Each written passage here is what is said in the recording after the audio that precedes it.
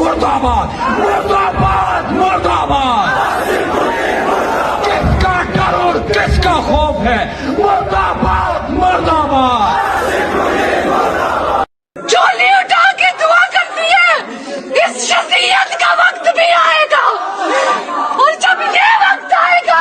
यहाँ पे मुर्दाबाद के नारे लग रहे हैं। ये पाकिस्तान की तारीख में पहली बार है कि आज़ाद कश्मीर में किसी सिटिंग आर्मी चीफ के खिलाफ ऐसे नारे लग रहे हो। ये फर्स्ट टाइम हुआ है। जिन कश्मीरियों को हमने हमेशा अपनी शारक कहा और उन्हें अपने दिल के करीब रखा, आज वो सारे गद्दार हो चुके हैं। At least 300 deaths. Officially, they can keep claiming 40, 50, 30 जो भी क्लेम करते रहे ये।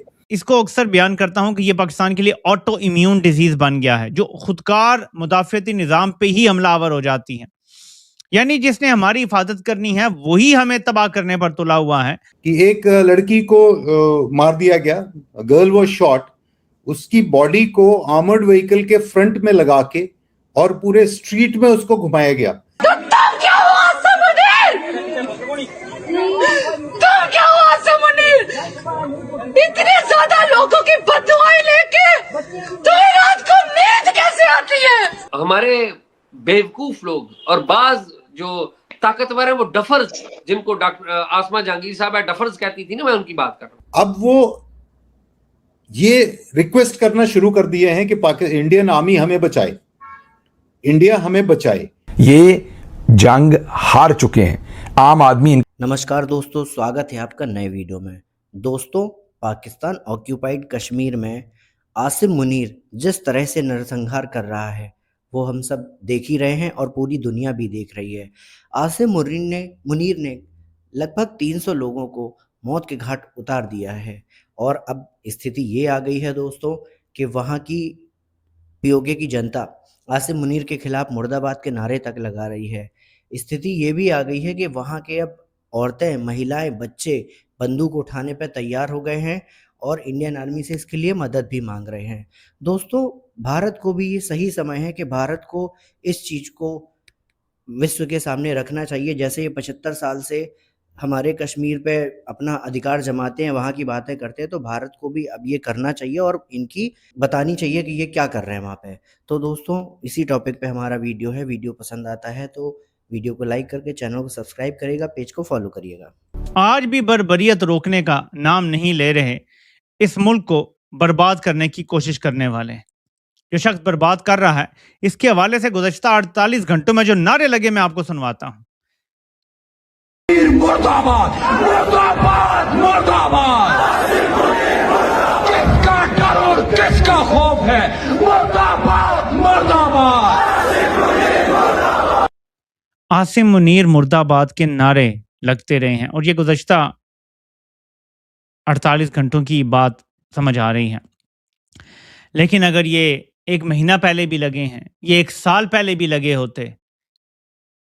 हमें कहानी सुनाई गई थी कि अयूब खान बड़ा शर्म वाला था, उसको किसी बच्चे ने कह दिया अयूब कुत्ता, तो वो फौरन ही तैयार हो गया कि मैं अब सदर बनने के काबिल नहीं हूं और उसने रिजाइन कर दिया।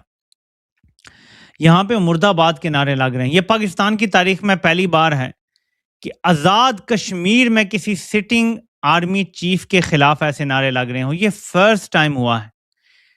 बाकी रिमेनिंग पाकिस्तान में तो पिछलों के साथ भी कुछ हुआ होगा, बाजवा के साथ भी ज़ाहिर है कि ये हुआ है, लेकिन आज़ाद कश्मीर में ये नारे लगना कि जिन कश्मीरियों को हमने हमेशा अपनी शारक कहा और उन्हें अपने दिल के करीब रखा, आज वो सारे गद्दार हो चुके हैं।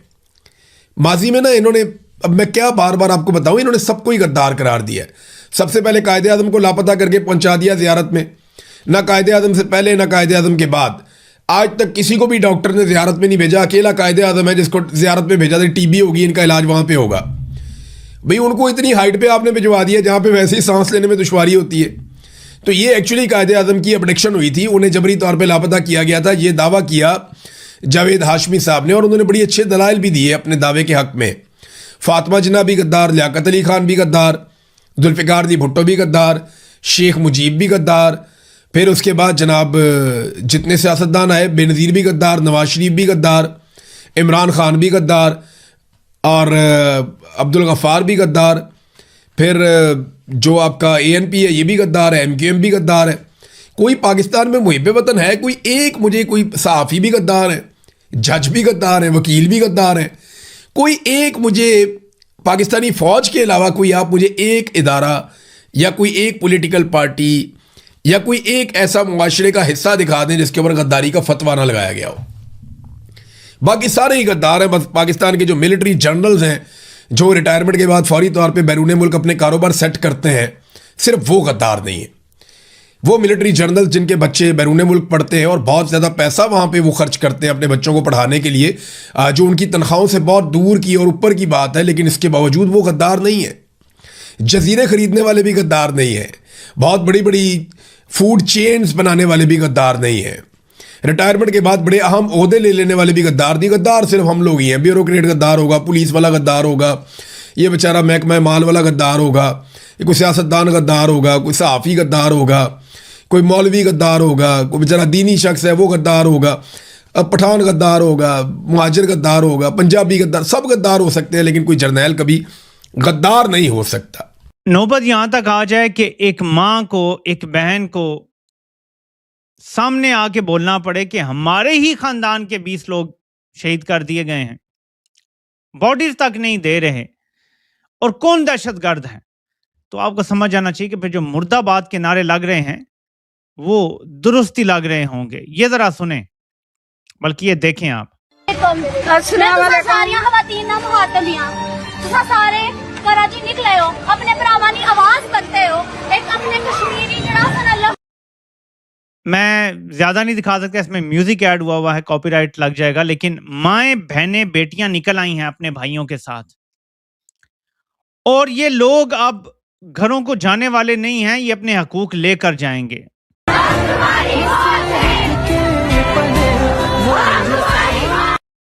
हम तुम्हारी मौत हैं, आपको ये खवातीन के नारे हैं। ये अगर म्यूजिक ना होता तो मैं आपको ये पूरी पूरी वीडियो सुनाता। मेरे पाकिस्तानियों, जरा समझो इस बात को कि जिस मूवमेंट में खवातीन शामिल हो जाएं, माएं शामिल हो जाएं, उसे रोकना नामुमकिन हो जाता है। अब क्या करेगा मीर जाफर? जब प्रताड़ित रहेंगे तो हो सकता है प्रो इंडिया की बात करें, लेकिन अब वो ये रिक्वेस्ट करना शुरू कर दिए हैं कि इंडियन आर्मी हमें बचाए, इंडिया हमें बचाए। तो अब ये सरेआम ये लोग ये चीज बोलने लगे हैं, तो ये डेफिनेटली है कि इंडिया के ऊपर कितना विश्वास है, कितना इनका ट्रस्ट है या कितनी इनकी लॉयल्टी है, that is a separate issue. But ये डेफिनेटली है कि पाकिस्तान के साथ ये सारे जितने भी रिश्ते होते थे पहले, जो वहां पर जब भी कभी प्रोटेस्ट होते थे या कश्मीरी प्रोटेस्ट होते थे, तो वहां पर वो सुनने को मिलता था पाकिस्तान के साथ रिश्ता क्या, ला इलाहा इल्लल्लाह, that means the cord between Pakistan and Kashmiris is of Allah. अब वो कॉर्ड का प्रश्न आता है कि अब वो कॉर्ड किस चीज की है, तो अब कुछ तो डिफाइन करना पड़ेगा ना। आपने इतने दशकों से एक रिश्ते को डिफाइन किया इस फ्रेज के साथ में, तो अब आपको नया फ्रेज कोई ना कोई लेके आना पड़ेगा और कुछ ना कुछ आपको डिसाइड करना पड़ेगा। तो अब ये जो डायस्पोरा है वो भी इनके साथ में नहीं है।